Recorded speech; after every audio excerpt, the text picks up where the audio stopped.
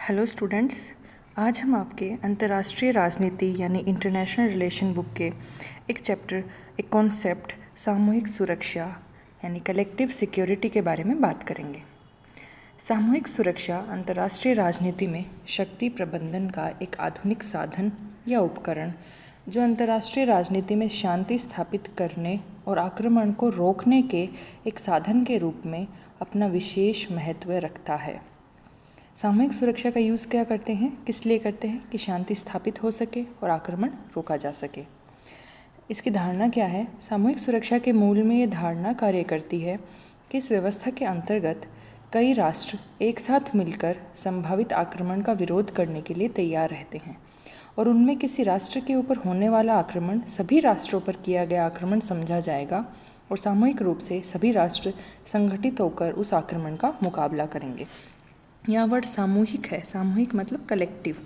तो collective security मतलब जैसे खूब सारे नेशंस हैं, जैसे हम नाटो का एग्जांपल समझें तो नाटो भी कलेक्टिव सिक्योरिटी, नाटो एक संगठन है अमेरिका द्वारा बनाया गया, ये भी कलेक्टिव सिक्योरिटी कॉन्सेप्ट पर काम करता है।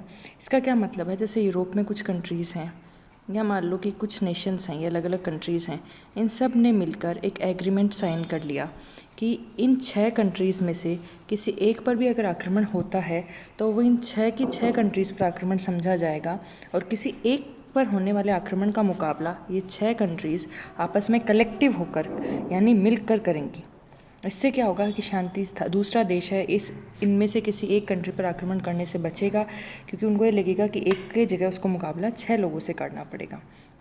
ठीक है, तो मतलब इसमें ऑटोमेटिकली समझा जाता है कि इन 6 में से किसी एक पर भी अगर आक्रमण होता है तो सभी पर आक्रमण हुआ है और सभी संगठित होकर उस आक्रमण का मुकाबला करेंगे। तो इसके मूल में, सामूहिक सुरक्षा के मूल में यही धारणा काम करती है। सामूहिक सुरक्षा के अंतर्गत ये माना जाता है कि शांति और सुरक्षा बनाए रखना सभी राष्ट्रों का साझा हित है और एक राष्ट्र पर नहीं बल्कि इसकी जिम्मेदारी सभी राष्ट्रों की है।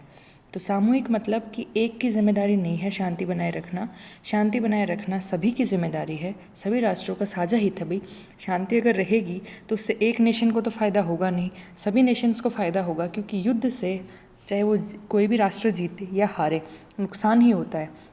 युद्ध में कितनी ज़्यादा जान का, माल का, रिसोर्सेज का नुकसान होता है और युद्ध में जो ध्यान हथियारों पर या फिर सैनिक पर खर्चा करने में लगाया जाता है, वही ध्यान शांतिपूर्ण अगर वातावरण हो तो वही ध्यान अच्छे जैसे एजुकेशन हो गया, हेल्थ हो गया, अच्छे सेक्टर्स पर आप यूज़ कर सकते हो। तो जो पैसा आप युद्ध में बहा रहे हो उस पैसे को आप अच्छी चीज़ों में लगा सकते हो, व्यक्तियों के डेवलपमेंट के लिए लगा सकते हो।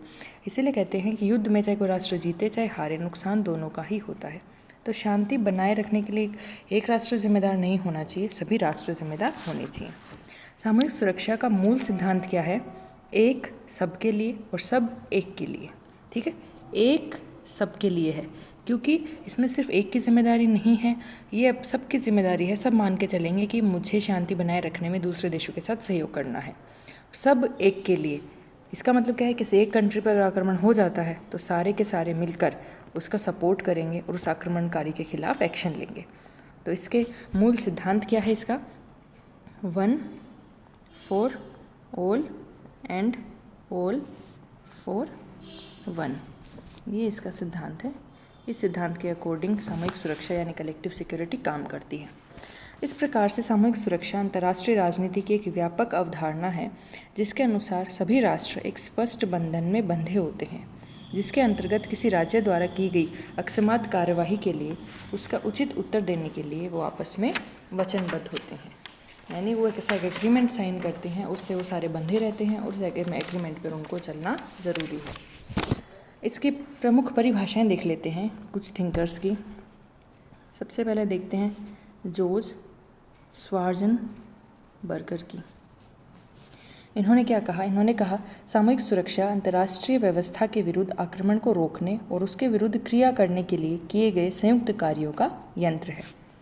एक थिंकर और देखते हैं, पार्मर व पार्किंस। इन्होंने कहा सामूहिक सुरक्षा का स्पष्ट अर्थ है शांति के खतरों से निपटने के लिए सामूहिक उपाय करना। बड़ी सिंपल सी डेफिनेशन इन्होंने एक सेंटेंस की डेफिनेशन दी कि शांति को अगर खतरा पैदा हो रहा है तो उसके लिए, उससे निपटने के लिए सामूहिक उपाय करो, कलेक्टिव आइडियाज़ लेकर आओ। एक और देखते हैं डेफिनेशन जैकब व एथरटन की। ये सब थिंकर्स हैं जिन्होंने अपनी अपने अकॉर्डिंग सामूहिक सुरक्षा की डेफिनेशन दी है। जैकब व एथरटन कहते हैं सामूहिक सुरक्षा राज्यों के बीच में एक पारस्परिक अवशासन, एक समझौता है, आश्वासन और समझौता है। प्रत्येक राष्ट्र दूसरे सभी राष्ट्रों की सुरक्षा की गारंटी देता है और इसी गारंटी की वजह से उसे अपनी सुरक्षा की गारंटी भी मिलती है। यानी एक राष्ट्र है दूसरे सभी राष्ट्रों की सुरक्षा की गारंटी देगा। अगर जैसे मैंने बताया था ना कि 6 नेशन हैं, तो इसमें ये नेशन ये कहेगा कि और किसी भी नेशन पे अगर आक्रमण होता है, किसी भी राष्ट्र पे आक्रमण होता है तो मैं उसको बचाने के लिए कार्रवाई करूँगा। तो एक नेशन है वो सबके लिए रिस्पॉन्सिबल है, सबको सुरक्षा की गारंटी दे रहा है। तो इस गारंटी के चक्कर में सभी नेशंस को या फिर उसको खुद को भी सुरक्षा की गारंटी मिल जाती है, क्योंकि वो दूसरे राष्ट्रों के लिए सुरक्षा की गारंटी दे रहा है, तो दूसरे राष्ट्र उसके लिए देंगे कि अगर उस पर आक्रमण होता है तो सभी राष्ट्र मिलकर मुकाबला करेंगे। अब देखते हैं कि सामूहिक सुरक्षा की आधारभूत मान्यताएं या फिर पूर्व धारणाएं क्या क्या है। पहला, सामूहिक सुरक्षा में शामिल राष्ट्रों के उनके पास पर्याप्त मात्रा में शक्ति होनी चाहिए ताकि किसी भी आक्रमणकारी का साहस ना हो कि वो उनके साथ युद्ध करे, और अगर ऐसा करे भी तो उसकी हार सुनिश्चित हो। तो ये नहीं है कि 4-5 कमज़ोर नेशन या बहुत छोटे नेशन आपस में मिल गए और उन्होंने कहा कि अब हम सामूहिक सुरक्षा के आधार पर काम करेंगे। तो कोई बड़ा नेशन होगा, कोई महाशक्ति होगा, वो उनसे डरेगा नहीं, क्योंकि वो देखेगा कि सामने तो बहुत छोटे नेशंस हैं, इनके पास पर्याप्त मात्रा में संसाधन या शक्ति है ही नहीं। तो ये मान के चला जाता है, इस मान्यता ये है कि भाई जो नेशन आपस में इकट्ठे हो रहे हैं उनके पास इतनी शक्ति होनी चाहिए कि कोई आक्रमण करे ना, और अगर करे तो उसकी हार सुनिश्चित हो। दूसरी मान्यता क्या है? सभी राष्ट्रों की सुरक्षा संबंधी धारणाएं, नीतियां और मान्यताएं समान होनी चाहिए जिन्हें सामूहिक रूप से आक्रमण का मुकाबला करना है। अब जैसे एक राष्ट्र तो ये मान रहा है कि सुरक्षा सभी की जिम्मेदारी है, और मान लो ये राष्ट्र ये मान रहा है कि भाई मेरे पे आक्रमण होगा तो तुम सब लोग मुकाबला करोगे, और अगर किसी और पे होगा तो मैं देखूंगा, मैं सोचूंगा। तो क्या ऐसा करने से ये सामूहिक सुरक्षा का सिद्धांत चल पाएगा? नहीं चल पाएगा, क्योंकि सबकी नीतियाँ, सबकी सुरक्षा संबंधी धारणाएं, सबको, अगर एक नेशन को ये विश्वास है कि सामूहिक सुरक्षा होनी चाहिए तो बाकी सभी को भी ये विश्वास होना चाहिए कि सामूहिक रूप से मुकाबला हम करेंगे। ठीक है, तो सबकी नीतियाँ, सबकी धारणाएँ समान होनी चाहिए। तीसरा, सामूहिक सुरक्षा में शामिल राष्ट्र अपने विरोधी राजनीतिक हितों को सबकी सुरक्षा के हित में छोड़ने के लिए तैयार होने चाहिए। कि भाई सबकी सुरक्षा का जहाँ सवाल पैदा हो जाता है वहाँ उनको ये भी लगे कि भाई हमारे विरोधी हैं, इनके हित हमारे हित से टकरा रहे हैं, तो भी इस राष्ट्र को अपने हित छोड़ देने चाहिए, क्योंकि यहाँ पर सबसे इम्पोर्टेंट क्या हो जाता है? सामूहिक सुरक्षा। ठीक है। चौथा, किसी भी आक्रमण या संघर्ष में सभी राष्ट्र इस बात पर एक समान मत रखेंगे कि आक्रमणकर्ता राज्य कौन है, और इसका निर्णय करने में देरी नहीं करेंगे ताकि प्रतिकार करने में आसानी रहे। जैसे अगर इनका, वैसे मैंने बताया था ना, इससे पहले वाला पॉइंट भी इससे जुड़ा हुआ ही है कि सबकी नीतियाँ एक जैसी होनी चाहिए।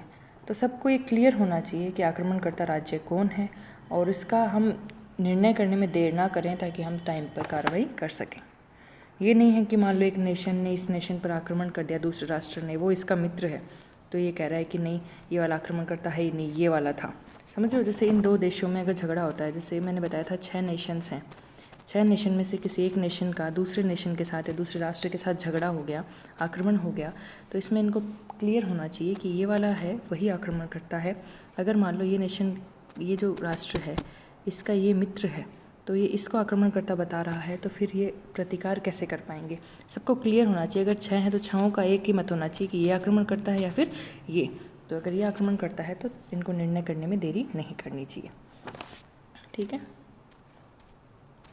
5वीं अवधारणा, सभी राष्ट्र आक्रमण को रोकने में समान रूप से रुचि लें ताकि आपसी मित्रता, दुश्मनी कुछ भी इनके बीच में आड़े ना आए। तो ये पिछले पॉइंट से जुड़ा हुआ ही पॉइंट है। छठा, आक्रमणकर्ता राष्ट्र को छोड़कर शेष राष्ट्रों की सामूहिक शक्ति आक्रामक राष्ट्र की शक्ति से बहुत अधिक होनी चाहिए। ठीक है, सिंपल सी बात है, इसमें कुछ ज़्यादा समझाने का है नहीं।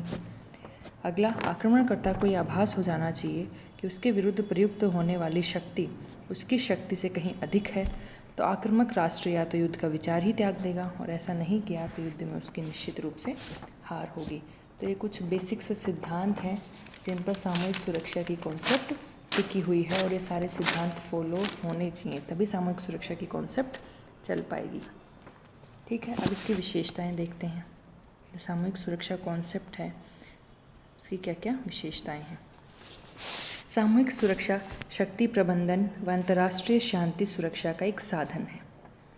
सिंपल सी बात है, इसकी डेफिनेशन से ही पता चलता है कि शक्ति का प्रबंधन है और शांति को सुरक्षा को बनाए रखने का एक साधन है। दूसरा, किसी एक राष्ट्र की सुरक्षा अंतर्राष्ट्रीय शांति व सुरक्षा का भाग है।